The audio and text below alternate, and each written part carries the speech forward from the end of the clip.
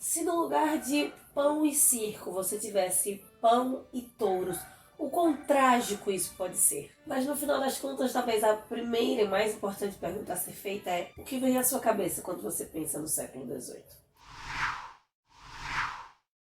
O que temos para hoje são Vestidos Ideias. Eu sou a Larissa Bertolino, você está no canal Uma Garota Quixotesca, onde nós tratamos de literatura, personagens, temáticas, reflexões, histórias que partem do nosso queridíssimo Dom Quixote de La Mancha. E mais especificamente, você se encontra na segunda resenha do mês de maio, que cai do século XVIII, nessa nossa viagem pela história da literatura espanhola. E eu pergunto novamente para você, o que é que aparece? Quais são as imagens? Qual é a referência?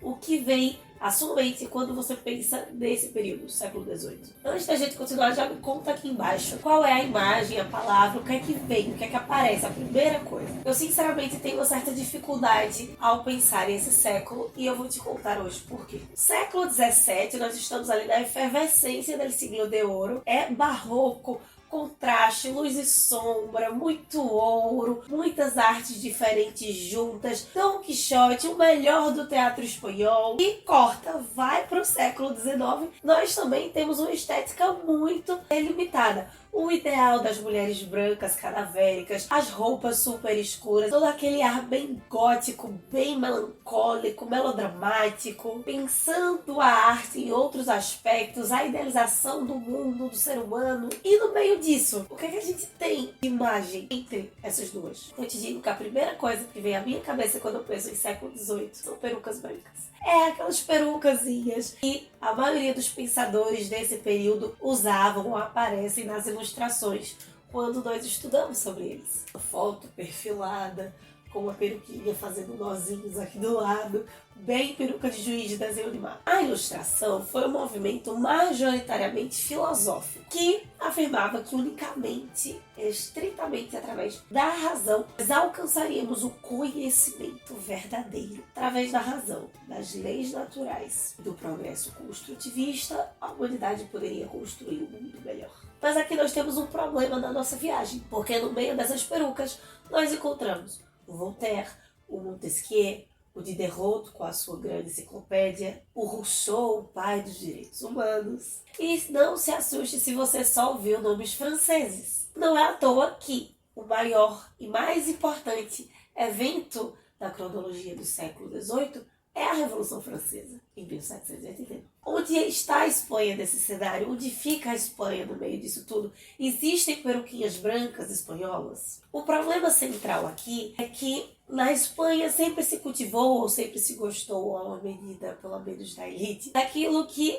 a ilustração, especialmente a francesa, não aceitava de jeito nenhum: o absolutismo. E vamos lembrar que a Espanha chega ao século XVIII após o grande siglo de ouro e o auge do Império Espanhol. Sendo nessa Espanha que agora decaía o seu império, ou em qualquer outro país naquela época, não sejamos ingênuos, os ilustrados faziam parte de, sim, uma aristocracia e talvez até de uma burguesia um pouco mais elevada socialmente. Eles rechaçavam qualquer crença, qualquer ideia que não fosse racional. E grandes das ideias das quais eles se baseavam eram o liberalismo, as leis de Newton que estavam bombando naquela época, os direitos naturais do homem seriam posteriormente organizados e conhecidos como direitos humanos universais. Tendo toda essa abertura, essa expansão de pensamento em todas as áreas, seja nas áreas exatas ou humanas. Onde é que fica a Espanha? Existe uma contribuição da ilustração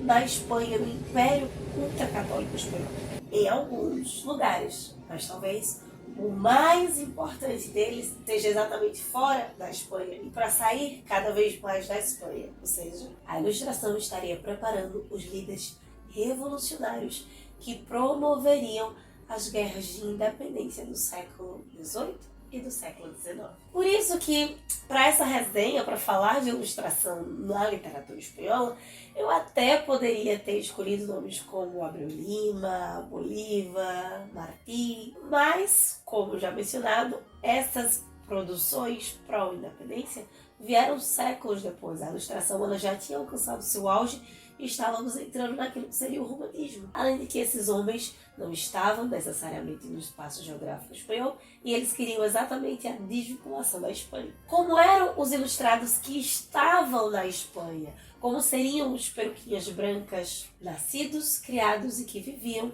nesse país conservador, católico e absolutista? De todos eles, eu escolhi para o comentário de hoje o Gaspar Melchior Jovellanos, um escritor, jurista e político muito importante do período da Ilustração. Ele estudou na Universidade de Alcalá de Henares, foi jurista criminal em Madrid e em Sevilha, e ele escreveu apenas um relatório sobre o dossiê da Lei Agrária Espanhola de 1794 e 95. Poderia ter escolhido para comentar aqui com você sobre a Ilustração, para lermos juntos, Pelayo, sua tragédia e obra mais importante, onde ele apresenta um modelo político e cívico de um bom governo, os textos que seria considerado a República ou a Utopia da Espanha.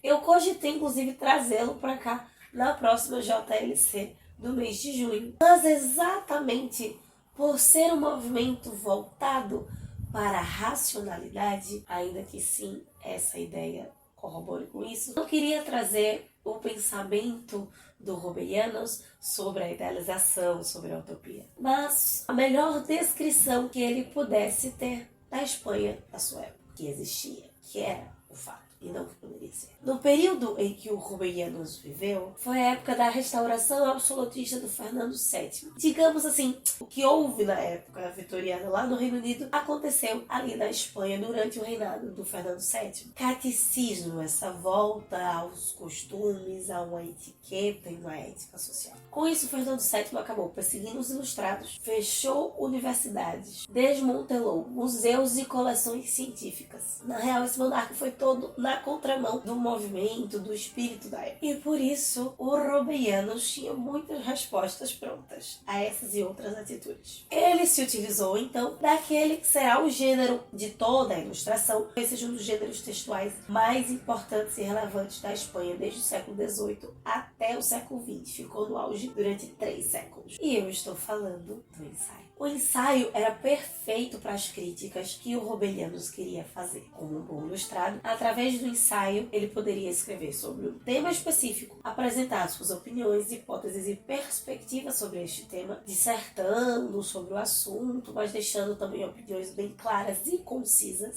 sempre utilizando aquele mesmo método: introdução, desenvolvimento e conclusão. E talvez a maior de todas as contribuições do ensaio, o que fazia com que o ensaio fosse muito usado nesse período, é que a investigação desse tema se dava através de uma fluidez entre as áreas. O ensaio, ele não é totalmente científico, ao mesmo tempo que ele não é totalmente literário, totalmente artístico. Eu posso me utilizar da filosofia, do texto filosófico, sociológico, literário, poético, tudo junto. Podendo dessa forma, até quem sabe, dependendo do artista, utilizar o máximo de conhecimento, de amostramento dentro dessa sua ilustração, tanto das áreas científicas quanto artísticas.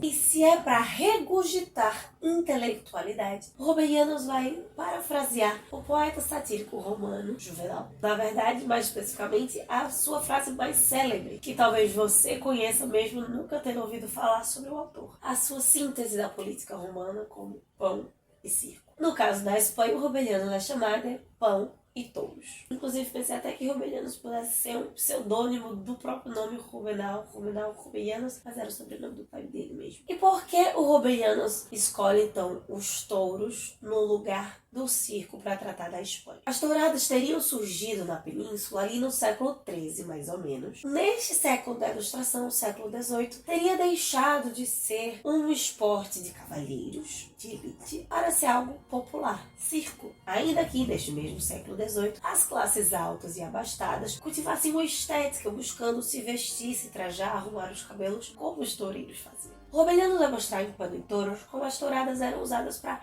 amornar alguns conflitos políticos, sociais, costurando a isso várias críticas. Cheio de um eu majestático. Geralmente os ensaios, querendo ou não, mesmo que sejam opinativos, eles têm um eu majestático, né? O autor se resguarda um pouquinho. Corbelianos não, ele dá a cara a tapa. Ele é bem direto e diz que foi, enquanto jovem, apresentada a uma Espanha poderosa, com um grande exército, promissora, dona do mundo, e que agora se encontrava em decadência e repleta de defeitos. Se a literatura é o como eu falo as coisas e não necessariamente o que eu falo, o ensaio do Corbelianos é um show de literatura, porque ele lança mão de muitas metáforas, figuras, jogos de imagens, destrinchando através de muita ironia e sarcasmo várias críticas, vários problemas da sua Espanha contemporânea. Juan de Toros foi como ele ficou conhecido, porque como a grande maioria dos ensaios desce de outras épocas, esse gênero costuma ter um título enorme. No caso do texto do Corbelianos, Juan y Toros, oración apológica que en defensa del estado floreciente de España en el reinado de Carlos IV.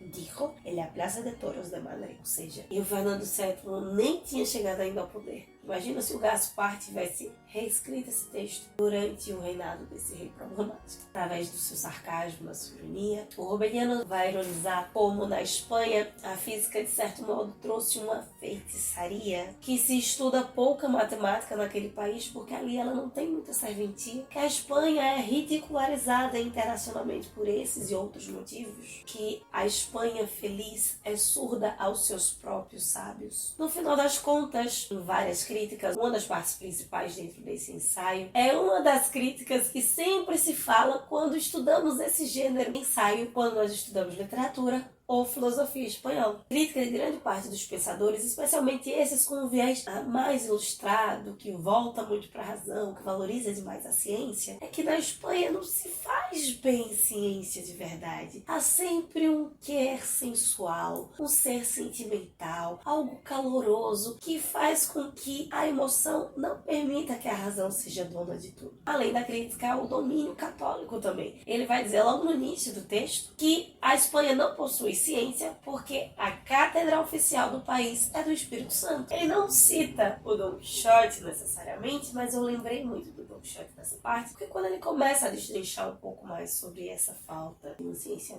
pura, crítica da razão pura, é desse período, ok? Ele diz que na Espanha se fala muito de liberdade, mas os espanhóis não a conhecem por experiência, não a conhecem de fato. Ele menciona a liberdade como o ídolo espanhol, algo que se venera, que se busca, que se idolatra, mas que não se vive. É apenas uma imagem adorada. Sendo uma imagem, a representação que chega também é equivocada. Essas e outras tantas figuras que o Corbelianos vai apresentar nesse texto fazem com que cada parágrafo ou a cada duas frases você tenha que parar e refletir muito, porque é um prato cheio sobre história, sobre filosofia. Você precisa ter um pouquinho mais de referência para ler e entender melhor esse texto. Mas no final das contas, por que eu sugiro esse texto para você? O que é que os touros e os pães têm a ver com essa reflexão? Falando sobre essa ideia de total ciência ou não, dessa ciência diferente, dessa filosofia, dessa arte diferente da Espanha para qualquer outro lugar do mundo, o Corbelianos vai mostrar como os gregos usavam a tragédia para que a população se acostumasse a ver coisas espantosas, que tivesse medo delas, que aquilo acontecesse consigo, e assim eles não cometeriam, não praticariam determinados atos proibidos, desde um roubo, ou incesto, ou cultuar outro deus que não fosse o imperador. Mas ao contrário disso, o Corbelianos vai mostrar como a Espanha supera os gregos, porque o seu circo, e nesse caso ele delimita como circo as touradas, já são explicitamente algo tão terrível, não é uma mimese, não é uma representação, não é um fingimento como a tragédia grega, e assim a própria realidade superaria a ficção.